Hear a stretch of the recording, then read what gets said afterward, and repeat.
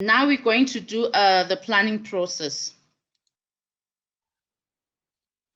Planning is a sort of a vehicle that takes you to your destination. Planning looks at where you are right now, where you want to go, and how you're going to go there. Planning is deciding in advance what to do, how to do it, when to do it, and who to do it with.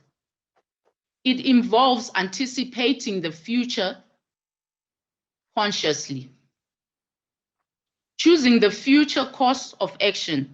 According to Heyman, planning is the function that determines in advance what should be done. Planning is very important. Even when we go to the Bible in Jeremiah 29 verses 11, even God encourages us to plan because he himself plans, because he says he has plans for us. He has great plans for us. He says, for I know the plans I have for you, plans to prosper you. I'm not going to read that one. I'm sure we all know that verse. So if God himself plans, how much more us as human beings?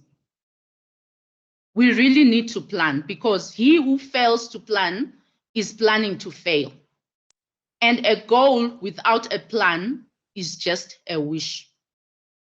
So then if it is this important, it's so important to plan, why are we not planning? People have excuses. We have a lot of excuses. Some people say it's too unpredictable. You'll never know. Others say it's too time consuming. But I would say it is actually time saving, because if you do not plan, then you are all over the place. And as so, you waste so much time trying to track each and everything that you did not plan for. Some say it is not necessary. Yes, it is necessary. If God plans, then what are we supposed to do? Some say it's too hard. The nature of planning, I'm not going to cover that. You're going to get the slide because of time. I'm just going to quickly go to the planning process. The planning process, I chose the 6. Planning process depends on what exactly you're planning for. But the main steps, there are 6 main steps. Step 1, you need to assess the need. I'm going to go into detail after I just go through the cycle. Step 1, you assess the need. Step 2, identify and prioritize. Set goals and objectives. Step 4, develop the strategy. Then you implement, and then you monitor and evaluate. The first one, you need to assess the plan. You need to do an assessment. This means you need to define the task. What is it exactly that you want to do? You get an uneasy feeling about where you are heading or doing. You decide you want to do better than you are doing right now. You see where you are. You recognize a need to do the things, and then you go for whatever it is that you are planning. So when you are defining the task, firstly, you are asking yourself, where am I now? Where do I want to be? Or what do I want?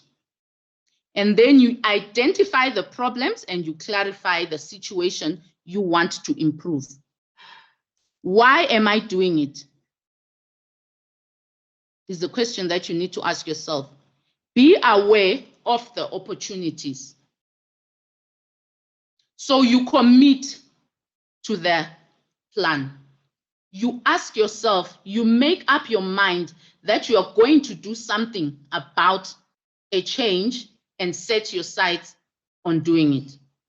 You collect necessary data.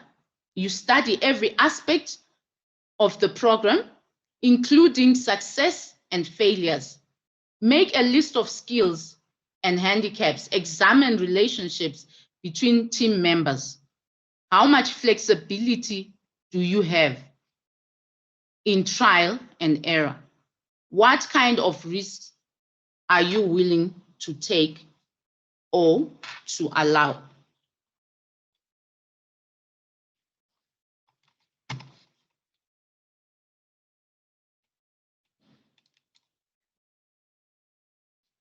The next step is you select your priorities.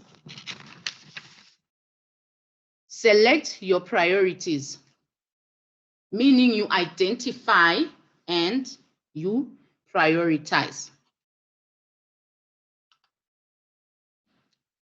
So you select your priorities for action. What are the most important issues that you want to tackle? You assess the resources. So here you are gathering information.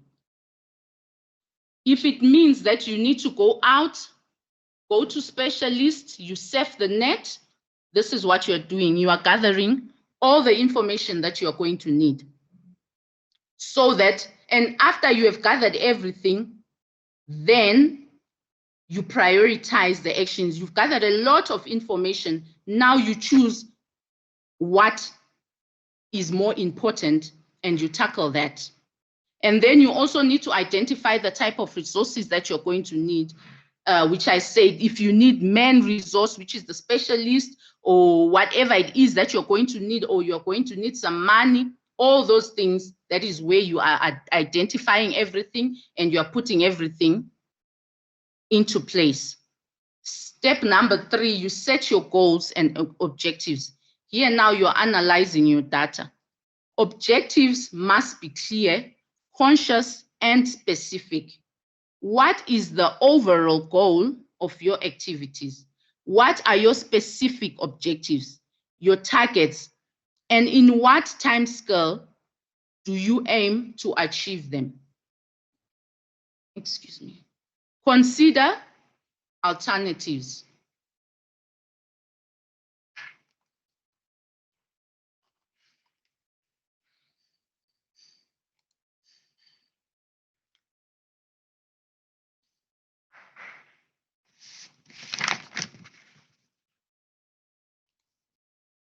Step number 4 is your strategy. Now you need to find a strategy, create the planning. What is your action plan? What activities or resources, the people or the equipment and finances will be needed to achieve your objectives? How will you explain your action plan and gain community support for it? And then step number 5 is the implementation.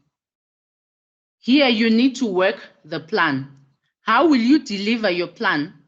Do you have everything you need to make it successful? Now that you have planned everything, you put it into action. And then the last step is that you monitor and evaluate your plan.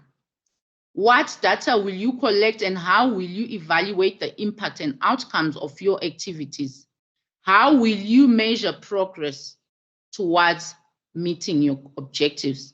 Notice that in that figure that the first one, this one, the results help you to improve your planning, this one. So soon after you are done with monitoring, it leads you back to the assessment need again. So the cycle helps you continue. The importance of planning. It focuses attention on objectives and results. It reduces uncertainty and risk. It provides sense of direction. It encourages innovation and creativity. It helps in coordination. It guides decision-making and provides efficiency in operation. What are the limitations of planning? Lack of accurate information, time and cost, resistance to change, lack of ability to plan, false sense of security, and environmental constraints.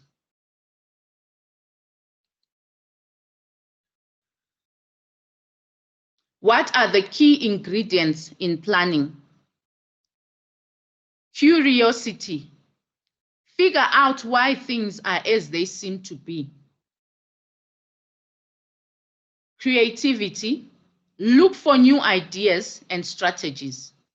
Competitiveness. Enjoy intellectual competition. Practicality. Be realistic. Confidence can make you cope with criticism and rejection. Wisdom. Keep up with developments. Persistence. So committed, it keeps you so committed to the well-tuned plans.